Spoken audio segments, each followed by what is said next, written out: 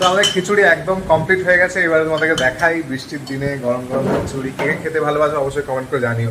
আমার তো খিচুড়িটা অল টাইম ফেভারিট, আমার দারুণ লাগে খিচুড়ি খেতে। তো এই হচ্ছে খিচুড়ি, এই যে রেডি। খিচুড়িটা দেখেই মানে বুঝতে পারবে কতটা সুন্দর হয়েছে খিচুড়ি, আর আমি কিছু বলছি না। আর খিচুড়ির মধ্যে অনেক কিছু আছে, গাজর আছে, আলু আছে, সয়াবিন দিয়েছে নাকি? সয়াবিন নেই, ছোট সয়াবিন আমরা পছন্দ করি না, সয়াবিন নেই। টমেটো আছে, আর হচ্ছে চিনে বাদাম আছে, আর কি আছে বলো। আর এটা হচ্ছে আতপ চালের খিচুড়ি হয়েছে, আর কুমড়ো আছে। পেঁপে দিয়ে বলেছো না? পেঁপে হোক, যাই হোক। আর এটা হচ্ছে তোমার হচ্ছে আলুর দম, কারণ আমি মানে এর সঙ্গে মানে খিচুড়ির সঙ্গে কোনো কিছু তরকারি ছাড়া আমি খেতে পারি না, তরকারি বা ভাজা কিছু লাগেই।